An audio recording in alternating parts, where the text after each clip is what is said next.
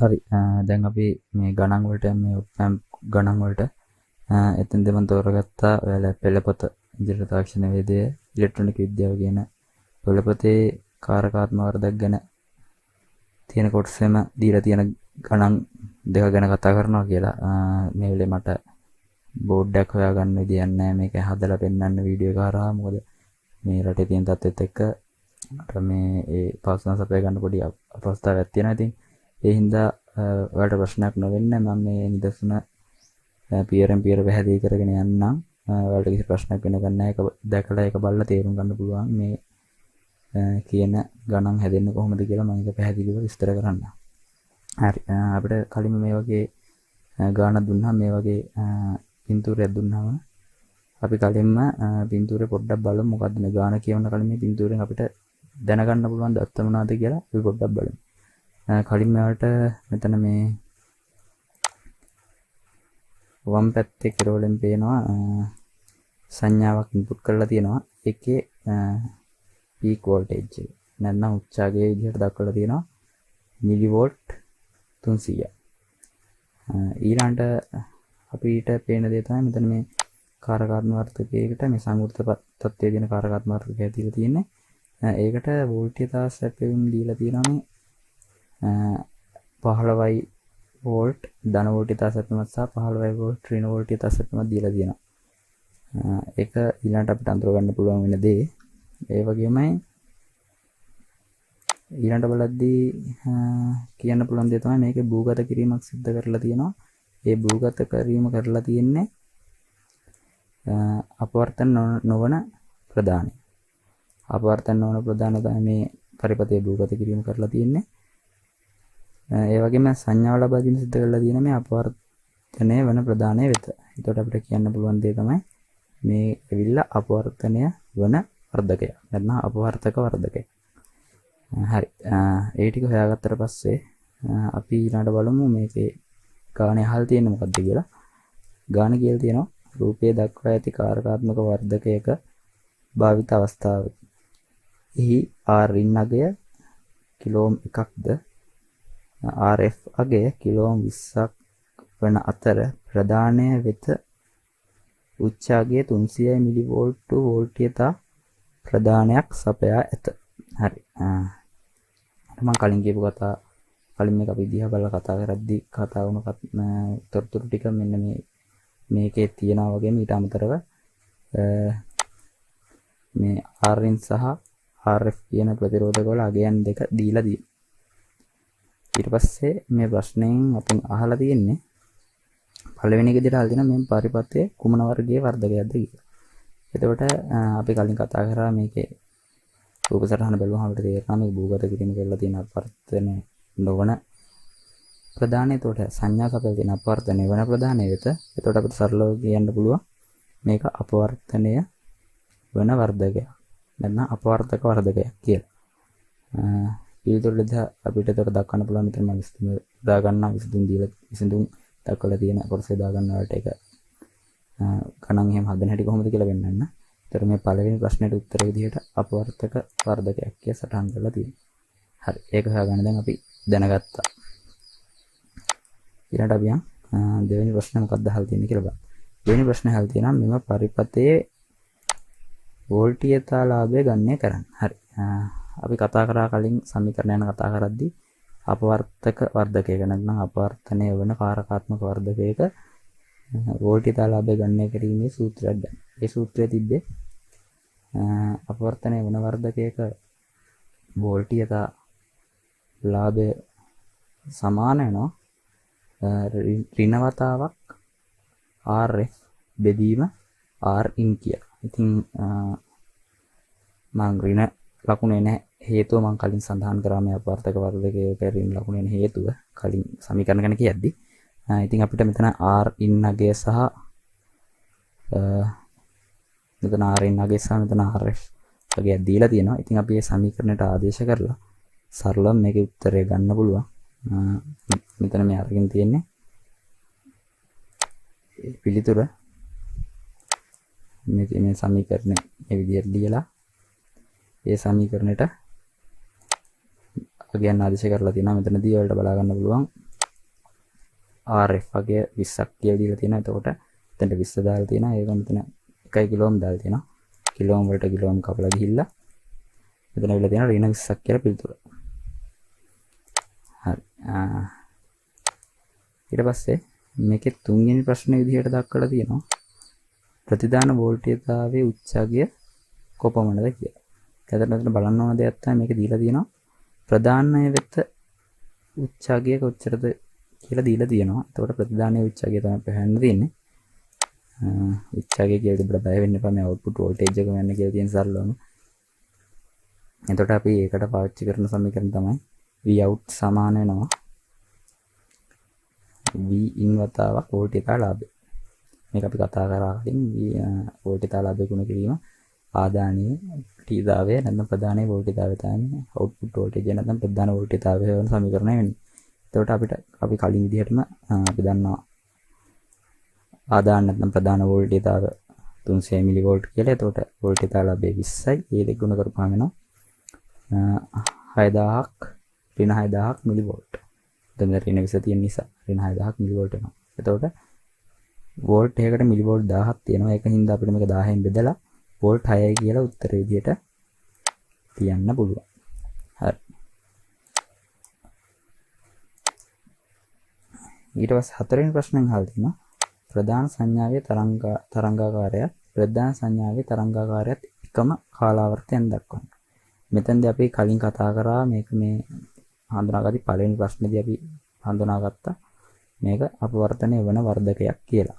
ඉතින් ඊළඟට අපි දැනගන්න ඕන දේ තමයි මේ අපවර්තනය වන වර්ධකයක අවුට්පුට් එක අපි එද්දි අපිට ගන්න අවුට්පුට් එක ගන්න පුළුවන් වෙන්නේ අංශක 180 කලා වෙනසක් සහිතව වර්ධනය වූ ආකාරයට තමයි.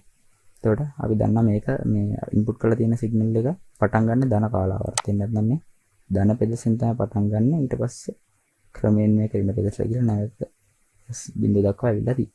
ඉතින් ඔන්න ඒ සංඥාව අපි අවුට්පුට් එක විදිහට ගද්දී අපිට කලින්ම මේ දැනගන්න ඕන දේ තමයි මේක වර්ධනය වෙනාට අමතරව මේ විදිහට කලාවේ වෙනසක් නැත්නම් අරක ධනාර්ධයෙන් පටන් ගත්තා නම් මේක පටන් ගන්න ඍණාර්ධ. මේ කලාවේ වෙනස සහිතව තමයි අවුට්පුට් එකේ එන්නේ. ඔන්න ඔය දේ තමයි උතන ප්‍රශ්නෙන් අහලා තියෙන්නේ. ඉතින් අපිට සරලවම එකම කාලාවර්තයෙන් දක්වන්න කියද්දි මෙන්න මේ විදිහට තිරස් රේඛාව තනි තිරස් රේඛාවක් විතර පොදු තිරස් රේඛාවක් සිරස් රේඛාව පොදු සිරස් රේඛාවක් විදිහට අරගෙන ඒක වෝල්ට් කියලා. ඒ වගේම තිරස් රේඛා දෙකක් පාවිච්චි කරලා තියෙනවා මේ සිග්නල් දෙක වෙන වෙන නංගල් දක්වන්නේ. කාලය තමයි ඒකේ තිරස් රේඛාවෙන් දක්වලා තිරස් රේඛා දෙකෙන් දක්වන්නේ. ඉතින් මේ කලාවේ වෙනස සහ වර්ධනය වීම වෙන වෙන මෙතන වලට බලුවහම පේනවා. මෙතන මේ ඉන්පුට් සිග්නල් එක කොහොමද දීලා තියෙද්දි මෙතන කලාවේ අංශක 180කින් වෙනස් වෙලා තියෙනවා. ඒ වගේම සංඥාවේ වර්ධනය වීමකුත් වෙලා තියෙනවා. මේක දක්වලා ඇඳාම ඒ ප්‍රශ්නට අදාළ ලකුණ හම්බ වෙනවා. එකම කාලාවර්තය දෙනවා කියලා මේ අදහස් කරලා තියෙන්නේ මේ පොදු සිරස් අක්ෂයක් භාවිතා කරලා මේ පිළිතුර එකම සිරස් අක්ෂය මත ඇඳලා තියෙන එක තමයි මේ එකම කාලාවර්තය දෙනවා කියලා මෙතන සලකලා තියෙන්නේ. හරි. ඊළඟට අපි යමු ඊළඟ ප්‍රශ්නෙට. ඒ කියන්නේ පස්වෙනි ප්‍රශ්නේ. පස්වෙනි ප්‍රශ්නේ කියලා දෙනවා ආරින් යගේ නොවනස්ස තබා. ඒ කියන්නේ ආරින් යගේ වෙනස් කරන්නේ ආරින් යගේ 1 කිලෝම තමයි. CI කිලෝ RF වගේ CI කිලෝමීටර් වෙනස් කළේ නම් වෝල්ටේජ් ලාභය සෙන්ටි කියලා. ඒතර RF වෙනස් කරලා තියෙනවා CI කිලෝම් විදිහට. දැන් මේ අපි මේක දන්නවා මේක සමීකරණ මොකක්ද කියලා පාවිච්චි කරන වෝල්ටේජ් ලාභය හොයන්න මේ වගේ අපවර්තක කාරකාත්මක වර්ධකයක. එතකොට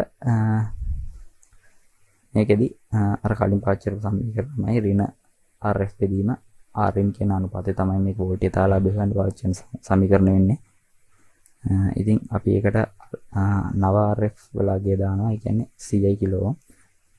ඊට සාරින් වලගේ වෙනස් වෙන්නේ නැහැ 1යි. ඊට පස්සේ ඒකේ නඩ ඍණ 100ක් කියලා මේ උත්තරේ එනවා වෝල්ටේජ් ලාභය. හරි.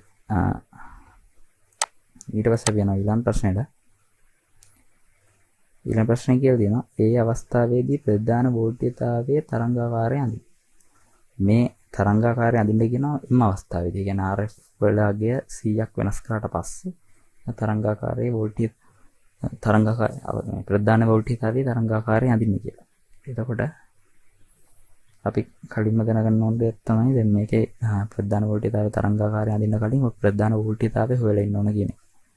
එතකොට අපිට අර සූත්‍රය පාවිච්චි කරන්න පුළුවන් අපි කලින් දෙවෙනි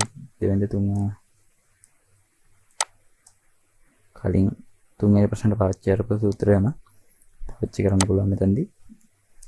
මේ තියෙන සූත්‍රය පාවිච්චි කරලා මේ කළ දෙන Vout එක කරලා තියෙන්නේ වෝල්ටේජතාවය ඉන්පුට් වෝල්ටේජ් එකෙන් ගුණ කරලා. මෙතනදී වෝල්ටේජතාවය 100ක් වෙනවා. කියන්නේ ඍණ 100ක් වෙනවා. ඍණ 100 ගුණ කිරීම 300යි මිලිවෝල්ට්. එතකොට එනවා 30000ක් මිලිවෝල්ට්. ඍණ 30000ක් මිලිවෝල්ට් විදිහට එනවා. අපි දන්නවා වෝල්ට් එකක් කියන්නේ මිලිවෝල්ට් 1000ක් කියලා. ඊට පස්සේ ඒක 1000න් බෙදුවාම අපිට උත්තරේ එනවා ඍණ 30යි වෝල්ට් කියලා. හරි. ඊට පස්සේ දැන් තරංගාකාරය අඳින්න කලින් අපි දැනගන්න ඕන එකක් තමයි දැන් මේක උච්චතම අගයනේ.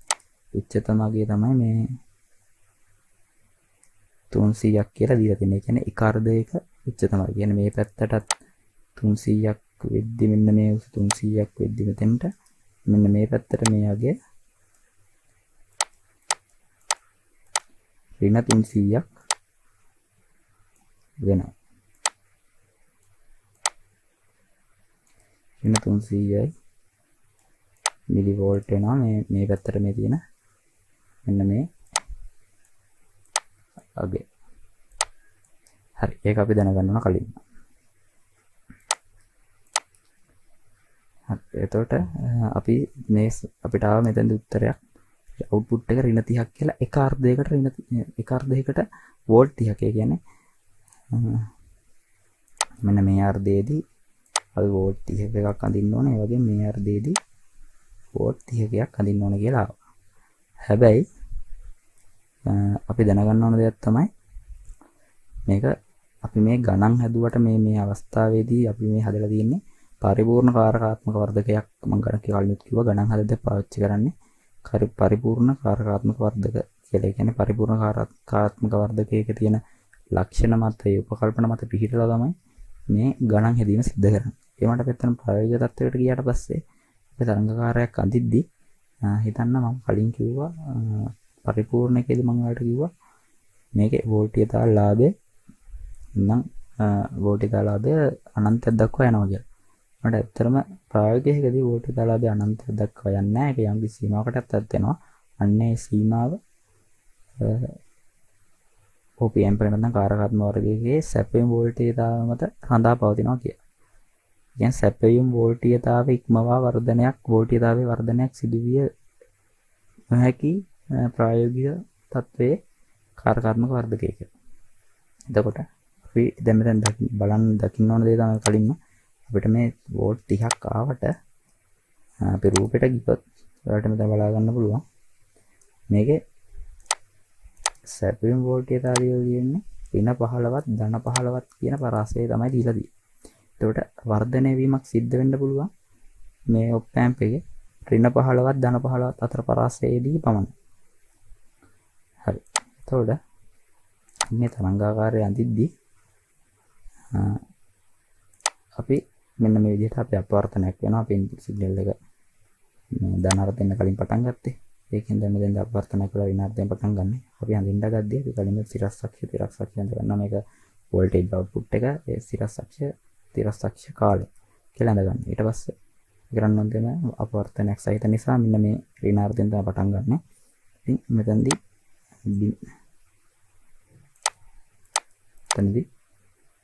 බිඳුවේ ඉඳලා ඍණ 15 දක්වා එනවා. අන්න එතෙන්ට එනකන් අපි යන්නේ. එතකොට වෝල්ටේජ සැපයුම ධන 15 වෝල්ටේජ සැපයුම ධන වෝල්ට් 15 සහ ඍණ වෝල්ට් 15ක් අදාළ වෙන්නේ. එතකොට ඍණ 15 දක්වා යන්න. හැබැයි එතනින් එහාට මේ කාරකාත්මක වර්ධකයට වර්ධනය කරන්න හැකියාවක් නැහැ. මොකද ඒක දීලා තියෙන සැපයීමේ උපරිම අගය දැන් ඇවිල්ලා තියෙනවා. උපරිම සීමාවකට ඇවිල්ලා තියෙන්නේ. අන්න ඒ සීමාවේදී අපි කියනවා සම්පූර්ණ වුණා කියලා. ඒතර මේ සම්පූර්ණ අවස්ථාව අඳින්නේ මේ විදිහේ තිරස් රේඛාවක් මගින්. ඒ කියන්නේ මේ සම්පූර්ණ අවස්ථාව මේ තිරස් රේඛාවක මගින් අඳිනවා. මොකද ඒකට මේ ඔප් ඇම්ප් එකට බෑ ඍණ 15 ඉඳලා ඍණ 30 දක්වා යන පරාසය සහ ඍණ 30 ඉඳලා ආයේ ඍණ 15 දක්වා එන පරාසය. මෙන්න මේ කියන පරාසය යට වර්ධනය කිරීමේ හැකියාවක් කොහෙත්ම නැහැ. මොකද ඉන්පුට් වෝල්ටේජ් එකේ මේ 15 වෝල්ට් නිසා. එතකොට අපිට අන්න ඒ විදිහට සම්පූර්ණ අවස්ථාව මෙහෙම ඇවිල්ලා මෙන්න මෙතෙන්ද සම්පූර්ණ වෙනවා වෙන 15 කියන තැන සම්පූර්ණ වෙනවා. ඊට පස්සේ සම්පූර්ණ අවස්ථාවේ යනවා අය වෙන 15 දක්වා වෙනකම්. ඊට පස්සේ ආය අඩුවීම අපිට දක්වන්න පුළුවන් වෙන 15 ඉඳලා බිඳුව දක්වා ආයේ මේ වැඩිවීමක් සිද්ධ වෙනවා. ඊට පස්සේ ඊළඟ අර්ධයට යනවා. ඊළඟ අර්ධයට යද්දී බිඳුවේ සිට ධන 15 දක්වා වෝල්ටේජය වැඩිවීමක් වෙනවා. ඒක කියන්නේ ධන වෝල්ටේජය සැපීමේ තියෙන්නේ අගේ ධන වෝල්ට් 15. එතන ඉහා සැපීම නැහැ. ඒකට අපිට මෙතන ඇවිල්ලා තියෙනවා ධන 30ක් කියලා. ඒකින්ද අපිට කවදාවත් මෙන්න මෙතන ඉහාට අදින වෙන්න මේ කොටස දෙන්න විදිහක් නැහැ. මොකද වෝල්ටේජය සැපීම ධන 15කට සීමා වෙලා තියෙන නිසා. මේ හින්දා අපිට මෙන්න මේ ධන 15ට ආවට පස්සේ මේක දෙවෙනි අවස්ථාවට සම්පූර්ණ වීම සිද්ධ වෙනවා. අපේ සම්පූර්ණයෙන් මෙන්න මේ ආකාරයේ තිරස් රේඛාවක් වගේ ඇඳලා ඊට පස්සේ ආයේ නැවත ධන 15ට ආවට පස්සේ ධන 15 ඉඳලා බිඳුව වෙනකන් ආයේ මෙයාට පෙන්눔 කරන්න මෙයාට අවුට්පුට් වෝල්ටේජ් එකක් දෙන්න පුළුවන්. අන්න ඒ නිසා මේක මෙන්න මේ විදිහට සලකුණු කරනවා. සරලව කියන්න තියෙන මේ දේ තමයි මේ ඔප් ඇම්ප් එකක මොකද ඔප් ඇම්ප් එකක් අපිට ගණන් හදද්දී ආවට වැඩි අගයක් ඒක අපි තමු අපි ඉන්පුට් වෝල්ටේජ් එක 15 වෝල්ට් නම් දීලා තියෙන්නේ අපිට එනවා නම් මෙතන 50ක් ගණන් හදද්දී මෙන්න මෙතන 50ක් එනවා නම් ඉන්පුට් එක ඒ වුණාට 15යි නම් තියෙන්නේ අපිට 50 යනකම් මේක අඳින්න බෑ අපිට 15 මේ වගේ තිරස් රේඛාවක් ගහලා මෙන්න මේ විදිහට තමයි අපි දක්වන්නේ මොකද ප්‍රායෝගික තත්ත්වවලදී කාරකාත්මක වර්ධකයකට ඉන්පුට් වෝල්ටේජ් එක නැත්නම් සප්ලයි ඉන්පුට් වෝල්ටේජ් එකට වඩා වැඩි අගයකට වර්ධනය කිරීම හැකියාවක් නැහැ. ඕනම කෙනෙක්ට සරලවම තේරෙනවා මොකද අපිට වෝල්ට් 15ක වෝල්ටේජ් රසපෑම ලබා දීලා ඕනම පරපතයකට වෝල්ට් 15ක වෝල්ටේජ් රසපෑම ලබා දීලා වෝල්ට් 100ක ප්‍රතිදානයක් බලාපොරොත්තු වෙන කිසිසේත්ම බෑ. අන්න උපරිම අගය වෙන්නේ වෝල්ට් 15 ලබා දෙන 15 තමයි. අන්න ඒ સિદ્ધාන්තය මත පදනම්ම තමයි මේ කාලාවර්තන ඇඳීම සිද්ධ කරනවා. ඊට පස්සේ මෙන්න මේ වගේ මේකේ පිළිතුරු වල ලියලා තියෙනවා. ඒ වගේ ඔයාලට ප්‍රශ්නයක් ආවොත් මේ වගේ ඇඳලා විතර නවත්තන්න එපා. මේ විදිහට විස්තරය ලියන්න. ලියලා තියෙනවා මෙන්න මෙතන. මෙහි ප්‍රතිදාන වෝල්ටීයතාවය ගණනය මගින් 30 වෝල්ට් ලෙස දක්වුවද ප්‍රතිදාන වෝල්ටීයතා සැපයුම් වෝල්ටීයතාව ඉක්මවිය නොහැකි නිසා. ඒ කියන්නේ ප්‍රතිදාන වෝල්ටීයතා සැපයුම් වෝල්ටීයතා කියන්නේ සැපයුම් වෝල්ටීයතාව ඉක්මවා යන්න බැරි හින්දා අවුට්පුට් එකේ වෝල්ටීයතාව සැපයුම් වෝල්ටීයතාව ඉක්මවා යන්න බැරි නිසා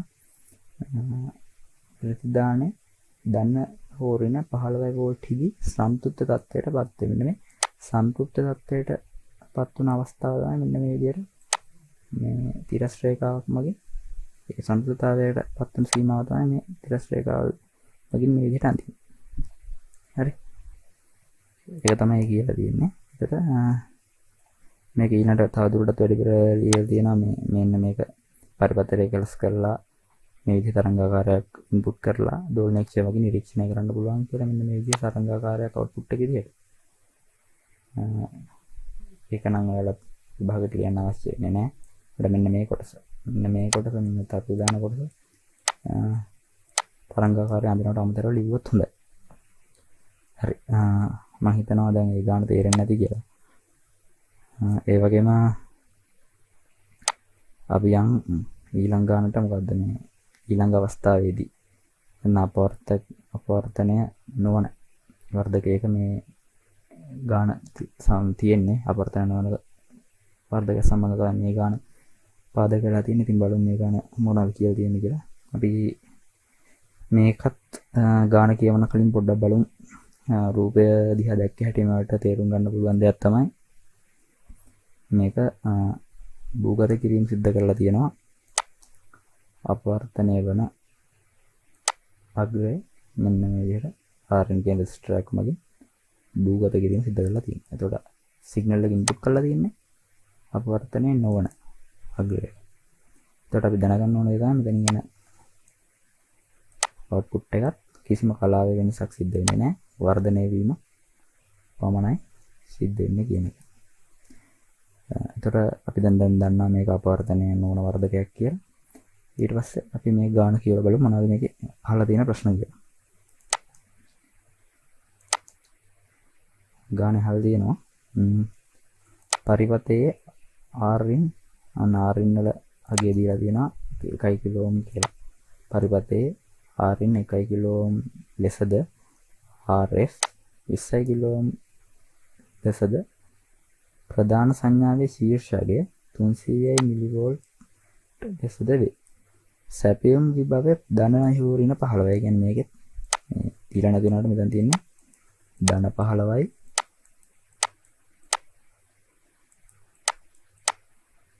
ඒකෙන් මේකට රින 15යි වෝල්ට් කියලා තමයි දීලා තියෙන්නේ. හරි. හරි. ඊට පස්සේ මේ පළවෙනි ප්‍රශ්න අහලා තියෙනවා. මෙම පරිපතය හඳුන්වනවා එලෙස පරිපත හැඳින්වීමට හේතුව සාධාරණීකරණය කරන්න. කලින් තිබ්බ ප්‍රශ්නයට වඩා පොඩ්ඩක් වෙනස් විදිහට අහලා තියෙනවා. අපි බලමු කොහොමද මේක කරන්නේ කියලා. එතකොට අපි කලින්ම මේක රූප දැක්කයට කිව්වා අපවර්තනයේ නොවන වර්ධකයක් කියලා අපි හඳුන්වනවා. මේ ලියලා තියෙනවා. උත්තරේ දෙක ලියලා තියෙනවා. පළවෙනි ප්‍රශ්නෙට අපවර්තක නොවන වර්ධකයක් කියලා ලියලා තියෙනවා. ඊට පස්සේ මේකට හේතුව ලියන්න ඕන. හේතුව ලියද්දී අර මම කලින් කිව්ව කතාව කියන්නේ මේකෙදි වැඩ බැලුමට පේනවා මේ රූපේ මේකේ භූගත කිරීම සිද්ධ කරලා තියෙන්නේ අපවර්තනය වෙන අග්‍රය වගේ සැපයුම දීලා තියෙන්නේ අපවර්තනය නොවන ප්‍රධානය වෙත. අන්න ඒක තමයි දැන් ලියවෙන්න ඕන. කියවෙන අපවර්තක අග්‍රය පොදු අග්‍රය ලෙස පොදු අග්‍රය කියන්නේ භූගත අග්‍රය කියන එක. අපවර්තක අග්‍රය භූගත නැත්නම් පොදු අග්‍රය ලෙස යොදාගෙන අපවර්තක නොවන අග්‍රය වෙත සංඥා ප්‍රදානය කර තිබීම නිසා අපවර්තක නොවන වර්ධකය. ඔන්න ඔහොම ලියලා තියෙනවා භූගත කතාව සහ සිග්නල් එක ඉන්පුට් කරන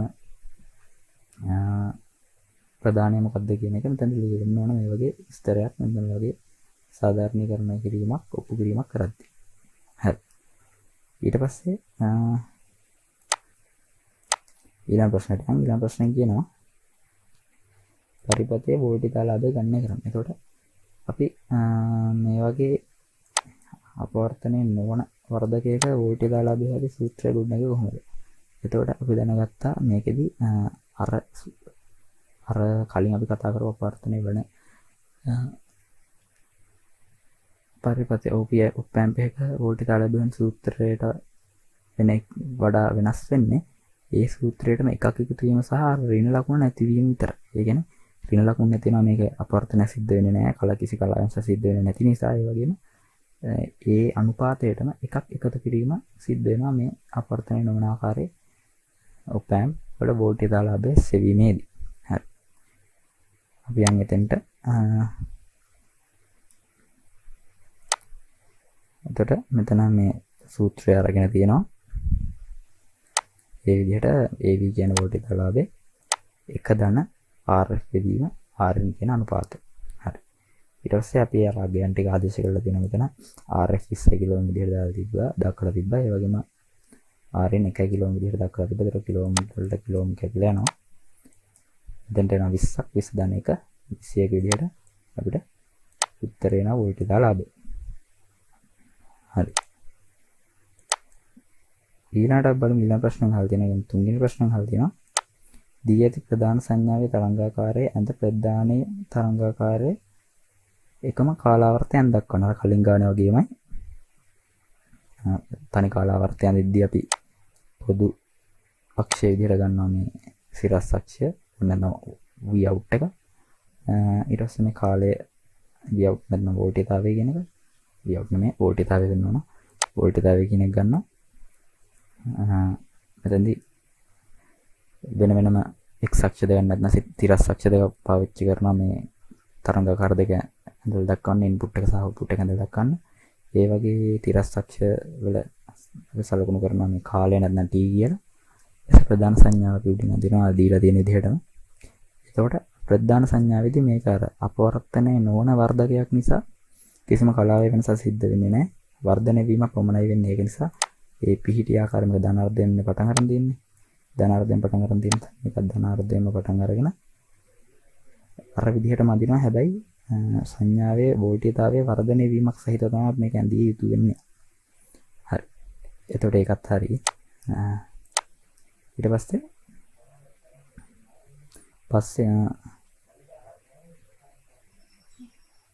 පස්වෙනි එකේ කියලා තියෙනවා හතරවෙනි එකේ කියලා තියෙනවා ප්‍රධාන වෝල්ටේජතාවයේ ශීර්ෂකය ගණනය කරන්න. එතකොට අපි දන්නවා දැන් වෝල්ටේජතාලාභය හොයලා තියෙන්නේ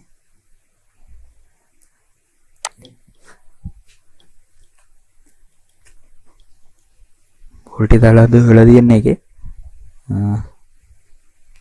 එතකොට කරන්න ඕන දේ තමයි ඒ වෝල්ටේජතාලාභය ගුණ කරන්න ඕන ඉන්පුට් සිග්නල් එකේ වෝල්ටේජතාවයෙන්. ඒතර තමයි එහෙම තමයි අවුට්පුට් සිග්නල් එක මේකේ හොයාගන්න පුළුවන්කම ලැබෙන්නේ. බලමු එකට ගිහිල්ලා අර කලින් ගානේ විදිහටමයි ඉන්පුට් වෝල්ටේජ් එක මේ සමීකරණ දෙනවා. මෙතන තියෙන අවුට්පුට් වෝල්ටේජ් එක හැද්ද අපි වෝල්ටේජතාලාභය ඉන්පුට් වෝල්ටේජ් එකෙන් ගුණ කිරීම සිද්ධ කරනවා. හරි. එතකොට වෝල්ටේජතාලාභය අපිට 20ක් විදිහට මේ ගානේදී ඉන්පුට් වෝල්ටේජ් ශීර්ෂකයේ තියෙනවා 300 මිලිවෝල්ට් කියලා. එතකොට අපිට ආව 6300යි මිලිවෝල්ට් කියලා. ඒක වෝල්ට් වලට හරවලා අපි ලියලා තියෙනවා. අපිට කියන්න පුළුවන් 6.3යි වෝල්ට් කියන විදිහට. හරි. ඊට පස්සේ පස්වෙනි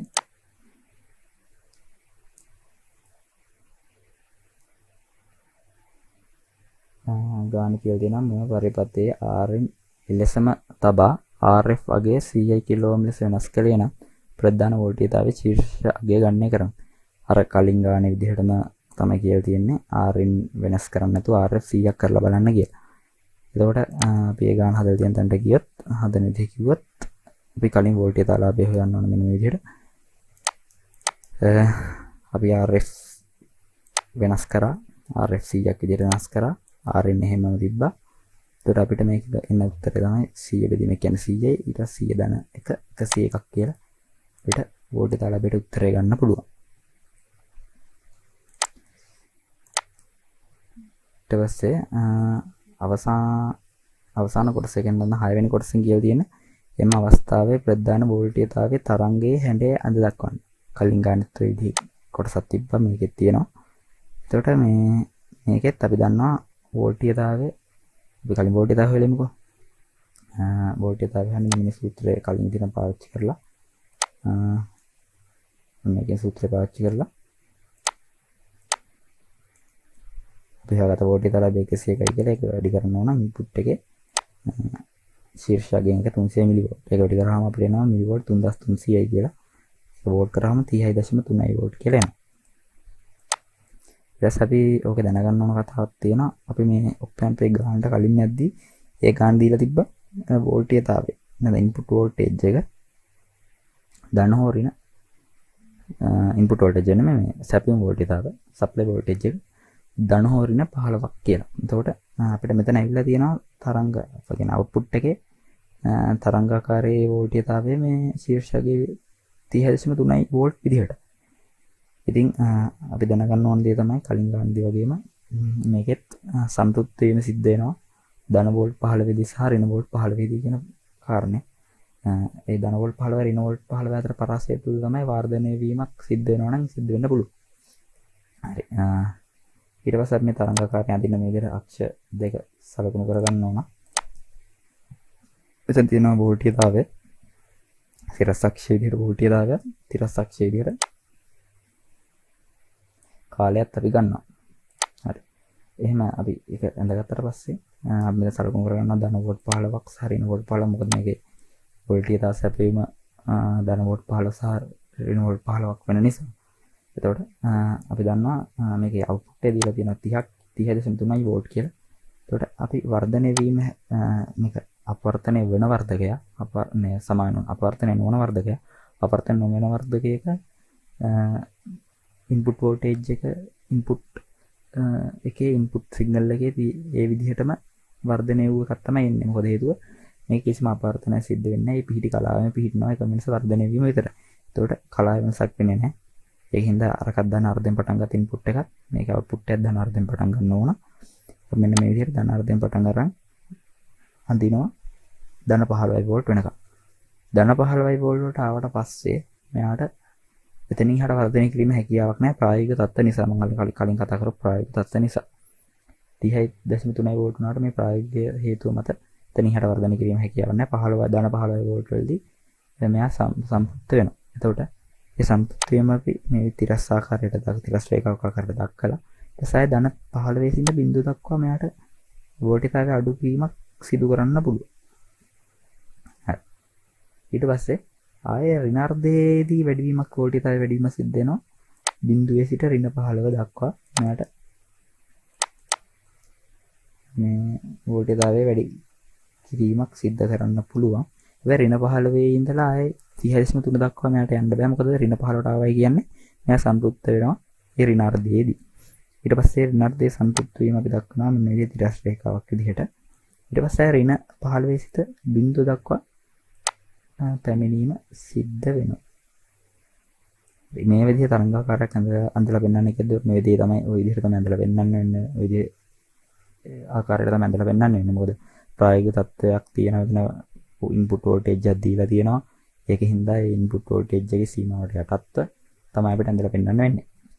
හරි ඊළඟ කාරණේ තමයි මෙතන ඔයාලට කියන්න ඕන මේ විදිහේ තරංගාකාරයක් ඇඳලා පෙන්වන්න කියද්දී එක සර්කල් එකක් ඇඳලා මෙතන මේකට කියන වක්‍රයක් කියලා. මෙන්න මේ එක සර්කල් එකක් විතරක් ඇඳලා පෙන්නනවාම ඇති කියන්නේ ධනාර්ධයයි කොටස සහ ඍණාර්ධයේ කොටස සම්පූර්ණ එක සර්කල් එකක් වෙන්න ඇඳලා පෙන්නනවාම ඇති. මේකෙත් ඔයාලා මේක ඇඳලා පස්සේ අර විදිහට ලියනවා නම් හොඳයි. මේක ලියලා තියෙනවනේ. උඩ දක්වලා තියෙන්නේ ඒක මේක කලින් ලියලා තියෙනවා ගන්නේන් ප්‍රදේශනයේ වෝල්ටේජතාවය 30යි වෝල්ට් වුවද පරිපථයට සපයා ඇති වෝල්ටීයතාව ධන හෝ ඍණ 15 වෝල්ට් නිසා ප්‍රදානයේ වෝල්ටීයතාව ධන හෝ ඍණ 15 වෝල්ට් අතර පිහිටයි කියන කතාව. අන්න ඔය කතාව ඔන්න මේ අඳිනවට අමතරව ලියලා තියෙනවා නම් වඩාත් හොඳයි. ඉතින් ওই ටික තමයි ඔප් ඇම්ප් වල බේසික්ස් විදිහට කතා කරන්න උම්මනා වුණේ. තියරි කොටසක් මම කතා කරා පළවෙනි වීඩියෝ එකෙන්. ඒ වගේම දෙවෙනි වීඩියෝ එකේ සමීකරණ සහ මේ ගණන් හැදෙන්නේ කොහොමද කියන එක සම්බන්ධව කතා කරා. එතකොට මේ ඔප් ඇම්ප් ගැන කියන්න තියෙන ප්‍රධාන වචන ඔය ටික තමයි. කියන ඔප් ඇම්ප් වල මූලික දැනුම ඒ ටික.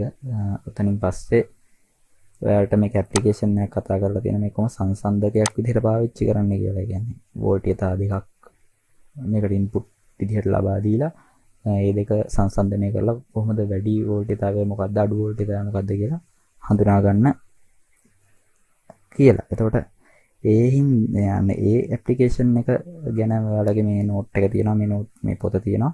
ඒ පොතේ විස්තරයක් දක්වලා තියෙනවා. ඒ ගැන කියව ගන්න හරි සරලයි. ඔයාලට මෙන්න මේ ගණිතමය සහ තියරි වල මූලික දැනුම තියෙනවා කියන්නේ ඔයාලට ලේසියෙන් මේක තේරුම් ගන්න පුළුවන්. මම මේ වීඩියෝ දෙක හරහා මේ මූලික දැනුම කතා කරා. ඒක ඒ දේවල් තේරුම් අරගන්න. ඒ දේවල් තේරුම් අරගෙන මේකත් කියවලා මේකත් උත්සාහ කරන්න. මේක එච්චර අමාරු වෙන්නේ නැහැ. ඔය ටික තමයි කියන්න මනා උනේ. ගොඩක් මේකේ කෙටි ප්‍රශ්න උනත් එන්න පුළුවන්. මේ තරංගාකාරය කොහොමද පිහිටන්නේ ඒ ආශ්‍රිතව කෙටි ප්‍රශ්න උනත් එන්න පුළුවන්. ඒ වගේම රචනා ප්‍රශ්න හෝ ව්‍යුහගත ප්‍රශ්න වලට මේ කොටසෙන් අනිවාර්යෙන්ම එන්න පුළුවන්කම තියෙනවා. හරි.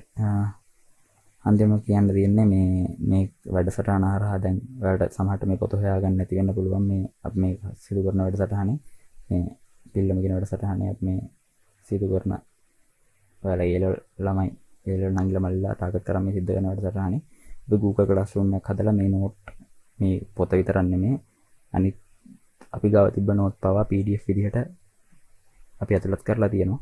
ඉතින් ඒකෙන් ඔයාලට මේ පොත එහෙමත් හොයාගෙන මෙවුවා තව දුරටත් පරිහරණය කරලා ඔයාලා දැනුම වර්ධනය කරගන්න පුළුවන්. ඉතින් පොඩි ආරාධනාවක් කරනවා.